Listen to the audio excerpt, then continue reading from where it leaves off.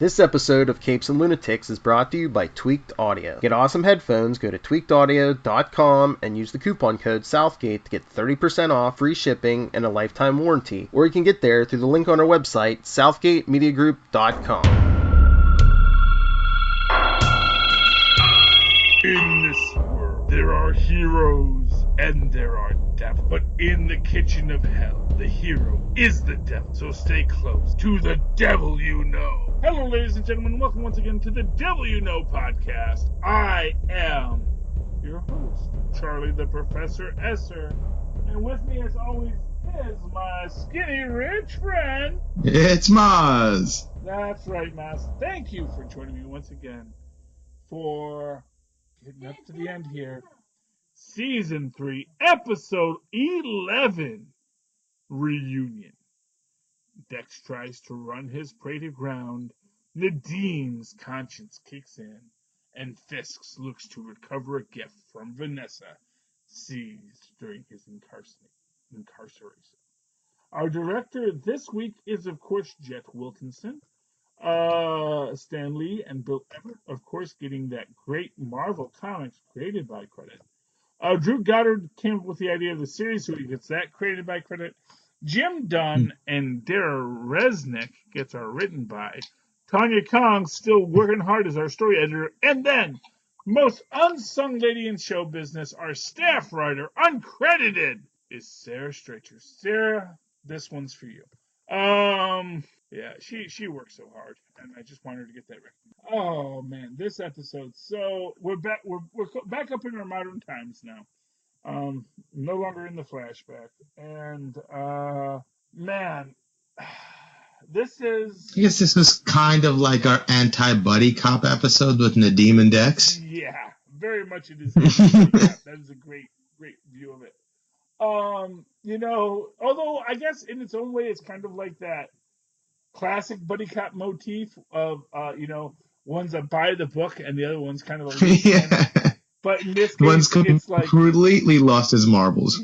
Yeah, Dex has lost his marbles. Dex is like totally without marbles at this point. And throughout this episode, it is really about Nadim basically realizing, man, I am like surrounded by, and I think for everyone else basically says that, I do not think you were, I don't think you're an asset to the team. Kingpin may think you are an asset to the team, Dex. No one else thinks that. Yes, you kill people very well. No one's saying you can't kill people. But I don't know if you're cut out for this whole double life quality that everyone who is in the criminal conspiracy pretty much has to deal with. Right. It would be nice. It would have been nice of Kingpin to set him up in some sort of a way, because obviously I don't think he has the tactical improvisational skills that somebody in a leadership role needs to have. He's simply like a pit bull. You just need to point him and let him go. That's the role he should be serving. He shouldn't be in charge of strategically locating somebody. He should just be in charge of the killing. Although I do love, speaking of pit bulls, the fact that and apologies to all of our pit bull fans out there. When they bring in the dogs in this episode, and like the dogs immediately start growling at Dex, The dogs know. Oh wait, we're supposed to find the murderer. Well, that's you, right? Yeah. You guys know that? That's the murderer? No. He's like, oh hey guys, hey buddies, I'm on your side. And like, first I think a real dog handler would like, why is my dog growling at you? Right. It's like. Right. Although then again, maybe not. I do remember once I was walking by, and I was walking in Penn Station, and like I was walking by a K9 unit, and the K9 unit was in the back of the car, and as I walked by, the dog was just going nuts at me. And I'm like, and I actually stopped because the dog was going nuts because I was waiting for the cop to come out and like search me. I was like, hey, I got nothing to hide. I'm just walking to the train. But the cop was like, it's like, really?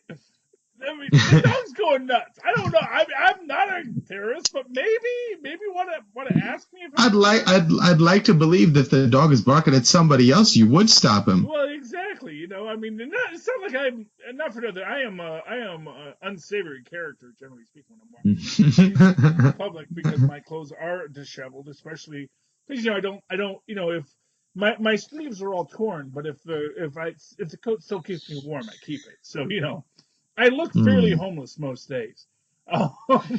It's the hobo life for me. Yeah, well, isn't that just the life we all dream about? So even though we don't actually want to endure it. No. Who plays Kingpin? That is Vincent D'Onofrio. Okay, moving right along.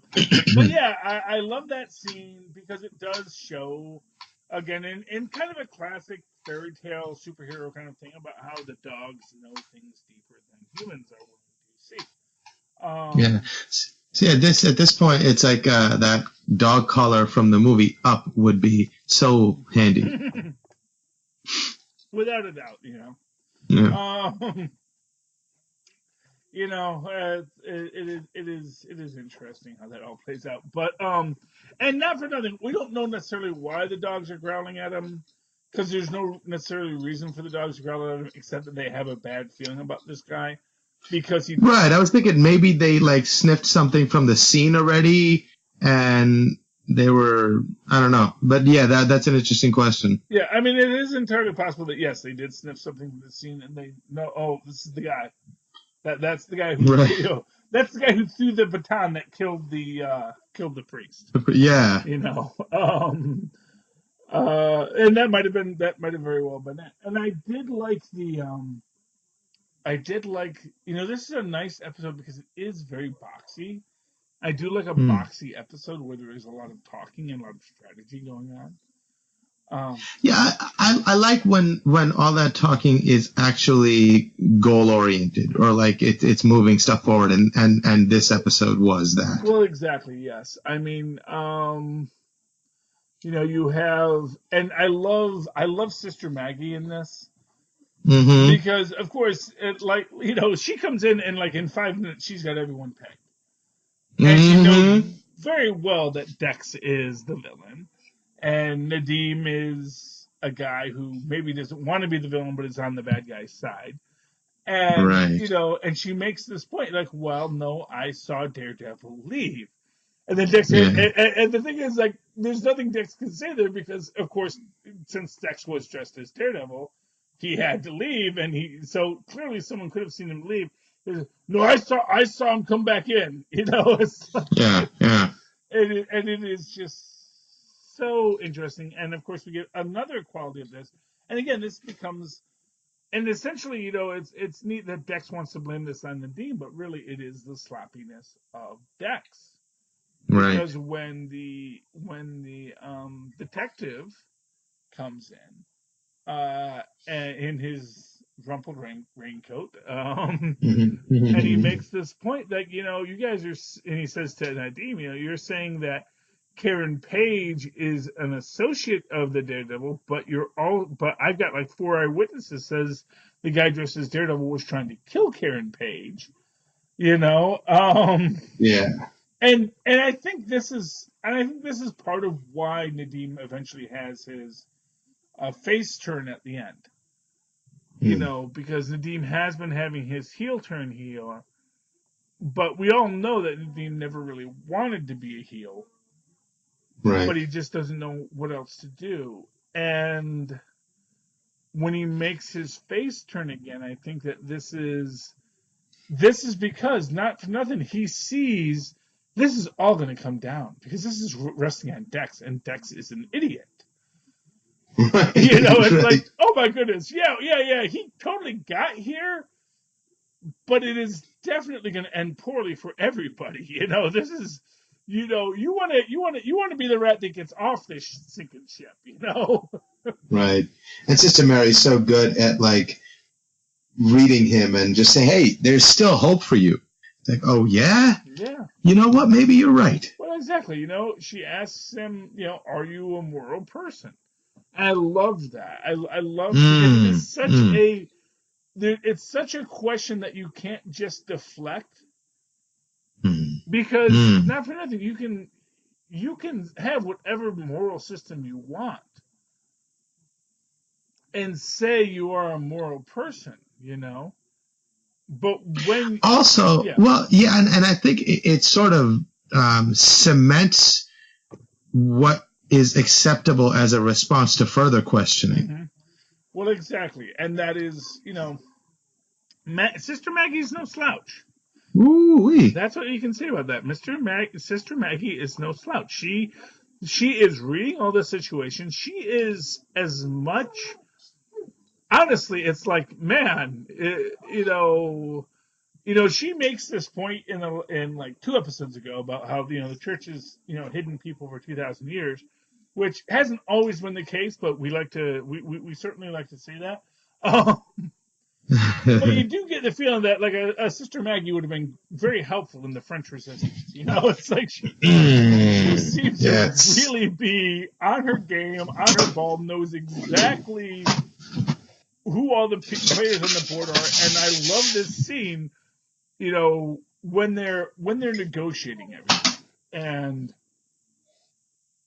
they make this, they come to this realization. Oh, we actually do need to call Foggy.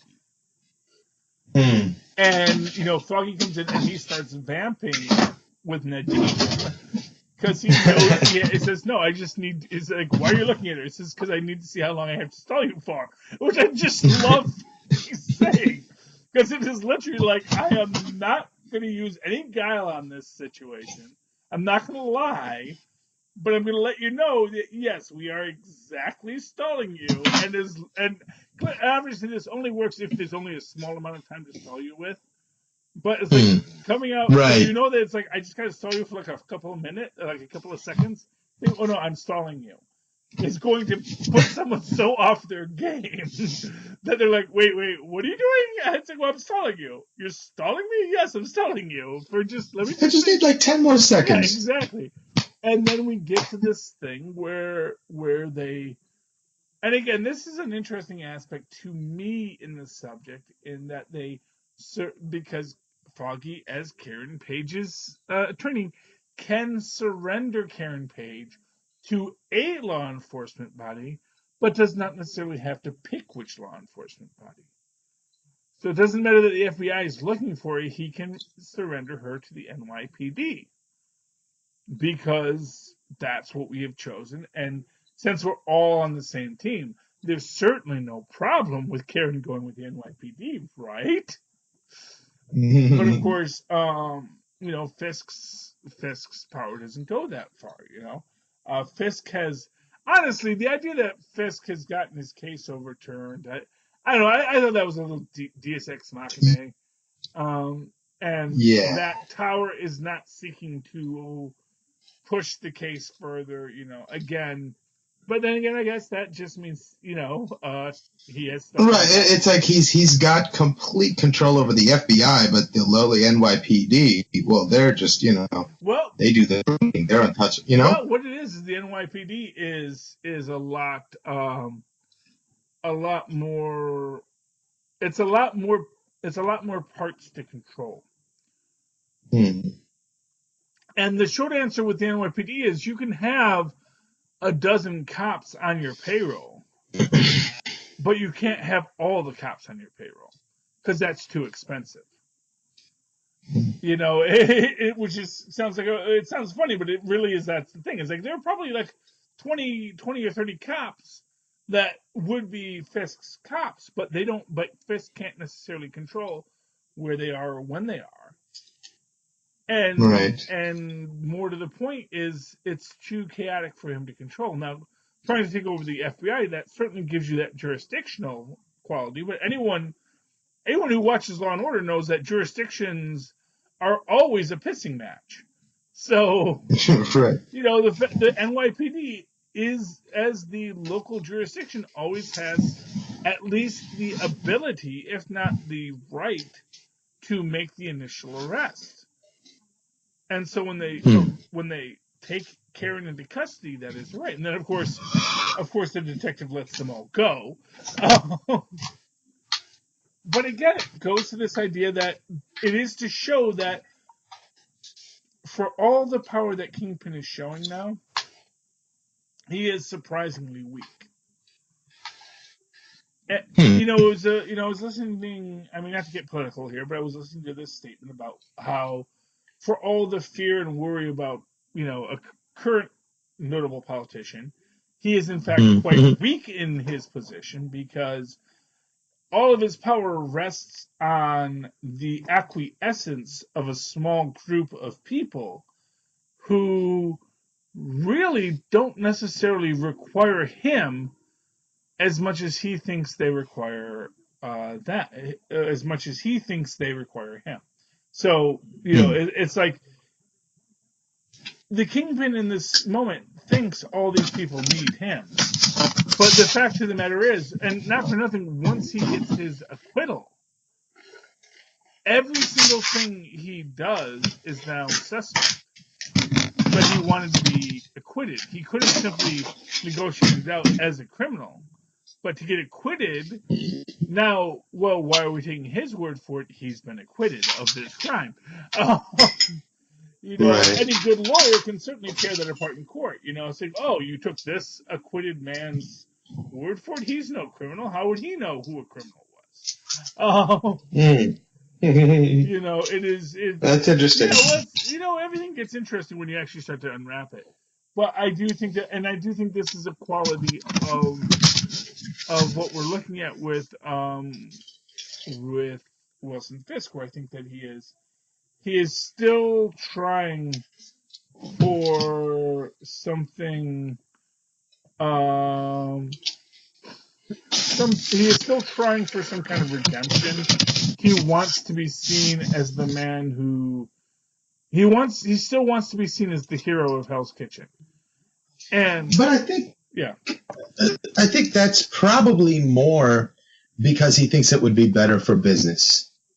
Because then he could, if he has that public persona that's so pristine, mm-hmm. then he can do things behind the shadows with much, much less scrutiny. Well, I don't know if that's necessarily true. Because Hmm. again, it's not like because we see all the protesters out front when he makes his statement. There are a lot Right. of There people. wouldn't be any protesters if they saw him in a good light. If he can create that public image, then he can do the bad things without anybody batting an eye or Yeah, but bothering to look. but the point is that trying to create that public image, I don't think it's going to work for him. I mean, I guess that's my Hmm. point. It's like if he was really Hmm. thinking this through, he would understand that he is never going to have that public image. His public image, it's like this. No one is sitting there saying, well, actually, I mean, there are people who say, oh, Richard Nixon, he was a good guy, Anything about Richard Nixon Hmm. is always going to have the quality of the Watergate hearings, Right. which honestly we know less about than most scandals because he never really was tried or convicted on the subject, but we make these assumptions about it. And the fact of the matter is that everyone knows who Richard Nixon was. Everyone knows what Richard Nixon did. And no one is sitting here going, oh, well, gee, no one's forgetting about Richard Nixon. No one's going to forget about Kingpin. And we see that, again with the detective when he says, hey, look, I know Wilson Fisk put a lot of my brothers and sisters in the ground. Anything you can do to hurt this guy, that's fine by me. And he's never going to get out from under that. And I think that hurts him. And again, the thing that I think is one of the most fascinating qualities of this is when he actually goes to negotiate personally for the art Hmm. and decides that, Vanessa would want her to keep it. Yeah. And I love her response to that, which is like, should that mean anything to me? And his statement was, no, it should not, but it does mean something to me. Yeah, because if it didn't mean anything to me, you'd be dead. Well, But I'm exactly. choosing to let you live. Yeah, and of course, it's one of these things where it is as much true as it is, um, it is factual as it is irrelevant. Hmm. Hmm. Because at the end of the day, yes, but she knows that going in. She knows this is a man who could simply be like the last people who stole it. Could be the Yeah. person who kills her and takes the painting, but you know what? Dang it, I'm an old lady, and if you want to accelerate my death so you can steal my dang painting, okay. You're gonna have to do Yeah, it. exactly. You're gonna have to do it. You're not gonna intimidate me because like, oh, what, you're Yeah. gonna kill me after all of my family's been killed, you know? And then he takes this stance, and then we'll see how that all plays out in later episodes. But I think that at the end of the day, I think that there is this quality of Wilson where he really wants to be something other than he is. He still wants that. He wants to be seen as a hero. And I don't think he's ever going to be. And I think that is his own tragedy. And it is because I think at the end of the day, he refuses to accept the idea that, there is. I think what it is that he refuses to accept that there is an idea of morality. Because that is the real truth of it. When you say you are wicked, it doesn't necessarily mean that you are evil. I get into this debate a lot with people. They often say that the Joker is lawful evil, not chaotic evil. And everyone says, no, he's very chaotic evil. I say, no, he's not. He has a set of rules that he follows expressly.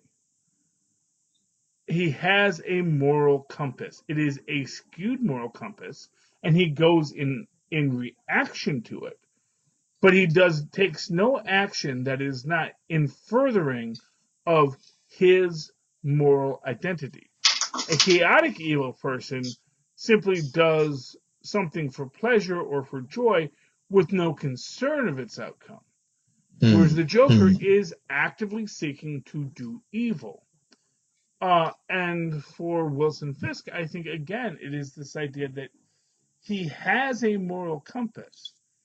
And honestly, again, he is someone who would see himself as lawful good because he has his moral compass and he works within his moral compass to do the most good. Yeah, but okay. I mean, I could see that, but if I see that, then I also see in him the ability to separate societies into two things, where you can exist in one and have a different set of moral responsibilities and moral obligations. But if you exist in this other world, I think he's able to see those two things differently. And in Vanessa, he sees someone like the royals saying, hey, I'm going to marry this poor peasant girl and bring her into this world or whatever. Oh, but she's still got some, quaint, mannerisms and cultural things about her old world or whatever, and he's looking to honor those. But if there is, I guess what I'm trying to say is that he does understand that these people see the world differently, but he sees the world differently, and to him, his moral code is separate from that moral code. Yes, but I think he does see that delineation. But again, when you make it a moral code, it becomes about the lawfulness of that morals. Essentially, when you say that there are two different moral codes for two different classes of people, that's still lawful good. I mean obviously, right. I mean, not for nothing. Arguably, and this is going to be very controversial. The guys that chased down runaway slaves. If you were doing a 1860s campaign, that ranger chasing down runaway slaves, he's lawful good because the law says that's what he has to do.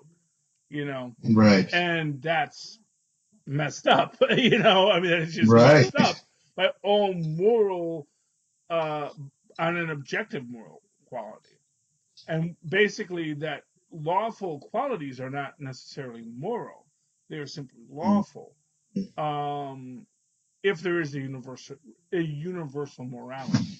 And I think that's what Sister Maggie gets to when she asks Nadim, are you a moral person? Because if you are a moral person, you immediately know that you are not a moral person. It doesn't matter that you're following the law. It doesn't matter that you're following a moral compass. It doesn't matter that you're doing the most good for those important to you. You know right from wrong. And she is making Nadim say, am I doing right or wrong? Right. And when he goes, and man, I love that scene with him and his wife and his son. Mm. And he's like totally putting a good face on it. You guys are going to go someplace fun like Disneyland. His wife's like, yes, we are. That sounds great, honey. There's a great moment between the two of them right there, like the silent communication, like, yo, I need you right now to just go with this. I need you to trust me. And she's like, let's go. I understand it's a tough situation. Tactically, obviously, certain things needs to be accomplished. Let me know what it is. And when we have a moment, we'll figure out the rest. But we need to go. Let's go. I love how on board she was right off the bat. No, whatever. It's like, oh, this is a life or death situation. I'm on board. Let's get this done. Well, I thought that was pretty cool. You know, she did marry an FBI agent, so she. That's just true. You know, Yeah. She knows. Yeah. She knows the story. You know, and yeah. I love that how they played that out. And then when Daredevil basically comes and saves him, and again, like I love how I always love how quickly people can transit places, even in our modern world. It's like, no, we can get there, no problem. Right. And definitely, okay. Like Daredevil can get there, even. Right. In the last episode, he got there almost in the nick of time. The priest would have survived if he got there actually in the nick of time. But in here, he saves Nadim's family just in the nick of time. But like I said, what's interesting about that is like it's not like Daredevil can drive. Right. It's just hardcore parkour. Yeah, but once you get trees, parkour is a lot harder. It's true. Every time Spider-Man goes to Long Island, they make that joke. That is very hard for him to get around in Long Island because it's just not the buildings, That's funny. Yeah. Anyway, even Coney Island, you can at least swing off the Ferris wheel. But but yeah, so that is. I mean, and that's how this episode ends. Is Fisk is going to let the lady keep the painting, as far as we know, and Matt is going to make the deal with Nadim. I love when he says, we need someone with nothing to lose, and Matt says, no, we need someone with everything to lose. We need someone for whom it's going to be a better play for them to turn on Fisk even now, because there's no profit in them staying as a cuckold to Fisk. So, and that is where we end this. I'm looking forward to also worthy of pointing out is Nadim isn't completely convinced that he should be forgiven either. Yeah. And Daredevil has to say, hey, you saved Karen's life, so I understand that you would think that I should kill you, but we need you for more than just my vengeful, Which, and again, it shows growth for Daredevil. This is true. And not for nothing, this is about everyone coming to understand that Foggy was always right. If you want a tagline for all of Daredevil, it is that Foggy is usually right. That everyone should just accept that Foggy is right, because Foggy, as he says, look, there is no one above the law. The law is the one thing that can be above people. And yes, you can say, oh, he's rich and he's powerful and he's all these things. And yes, rich and powerful people will get off sometimes, but, the only thing that could hold them accountable, because being a rich and powerful guy, it's not like a vigilante has any more power over a rich and powerful guy who can hire his own vigilantes, like Poindexter. Right. It's not like that's going to give you power over him any more than the law will. And if the law is applied properly, and not for nothing, because there are so many people he has to pay off, it ceases to become profitable. This is the whole point of the NYPD. It's like he can't buy off the entire NYPD. And because it is a disjointed organization of small fiefdoms, no offense, but that's actually a strength in this point. It's like he could own Midtown, but where he might commit most of his crimes, but he wanders downtown, then all of a sudden his money isn't as good there. You know, and that's kind of the point. It's like if he finds himself in the wrong place at the wrong time, suddenly there is a lot of trouble. And because there are so many people he would have to kill in that moment, you know, when we always say, you know, have we tried killing them yet? That's usually when we're talking about one person. When it's the Right. entire freaking, I think it's like one of the, I think the NYPD is like technically like the fifth largest army in the world. Wow. It's a huge organization. Wow. Well, there's a lot of people here. I mean, you Yeah, have to know this that is New York true. I City mean, is larger than most countries. no, it's true. Even without the other boroughs, Brooklyn alone, if it was counted as a city, would be the third largest city in the country. Exactly, I know. It's New York City is crazy, you know. And Hmm. then you get all the other cities all around New York City, and it's like, you know, Yeah, it's a happening place, man. yeah. Well, you know, I mean, I live in Newark, which is 500,000 people, which is like a huge city It is anywhere else in the indeed. world. But because we're right next to New York, so well, we're just Newark. We're like a third borough, you know, or fifth borough, or whatever you want to call us. But you know, it's actually a huge city, but you know, because we're next door, no one notices. But that's okay. We don't mind it. We're happy to be the underdogs. We're just happy to be on the team here in Newark. Hey, sometimes it's nice being in the shade. Yes, absolutely. But no, but it is just that fact that that's not something that even a guy like Wilson Fisk could really buy or control. He has Hmm. built his system on the idea of there being a centralized power base that he can manipulate. But once Yeah. that power base gets more diffused, which it does, inevitably, his power wanes. Right. And that's how we're going to wind up this season. Yeah, it's almost like the Pablo Escobar story, consolidating all the fractured cartels into one giant cartel. Mm-hmm. I don't think it's going to end as well as it did for Pablo Escobar. No. Well, not that it ended. Well, I mean, he had a good run, I He had a guess. good run, yeah, yeah. But it's like, you know, I think Kingpin gets like about a month to Pablo Hmm. Escobar several years in his. Yeah. But Yeah. then again, Pablo Escobar, I don't think was being petty about it. That's true. You know, that's the thing. Is like, you know, if Wilson Fisk wasn't being petty about things, he probably could Hmm. have sat in that penthouse and said, "I'm fine." He Yeah. could run his corrupt organization, but because he has to go out after people, Hmm. that's what Kingpin's undoing is that he has to give trouble to poor old. You know, if you watch the Orville, I don't know if you've watched the Orville, but they I have not. oh, it's a good show. You should definitely watch it. But there's a whole thing. Basically, they had their Borg characters in there. One of the characters is like, you know, I'm going to kill this red shirt to make the captain obey me. And he says, and one of the other person who's trying to argue against it says to him, look, if you kill that person, it's just going to make them more want to resist you. You know, Hmm. you're underestimating how much these beings dislike, you know, being controlled.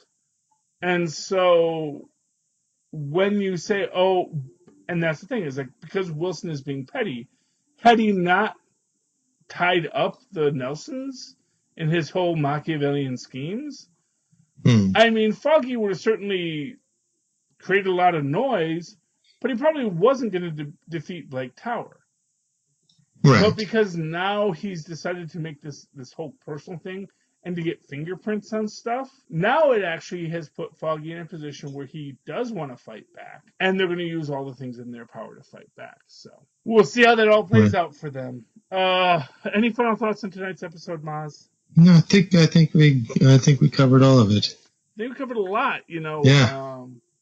it has been an amazing run, this Daredevil. I think it gets equally good as we wind it up. And I look forward to talking to you the last 2 episodes ever of The Devil You Know. Maz, in the meantime, if you would like to talk about these last few episodes, how can they reach you? Or they can email me at mozzmanzor@gmail.com or find me on Facebook under Mozz Manzor. That's MOZZMANZOOR. And of course, you can always write to me the old-fashioned email way, as our mothers and fathers once did. Although, to be fair, our Mozzes have used emails in the past as well. Um, and our pauses probably have as well. At superconnectivityblog@gmail.com. That's superconnectivityblog, all one word, at the gmails.com. And of course, follow me on the Twitters at Charlie Esser. That's CharlieEsselCR. Look for the two E's in the middle Bing! for quality. Thank you for joining us once again, ladies and gentlemen, here in the kitchen. As you walk down those dark and abandoned streets, and you see a devil on your left shoulder and another devil on your right, just stick with the devil you know. Good night.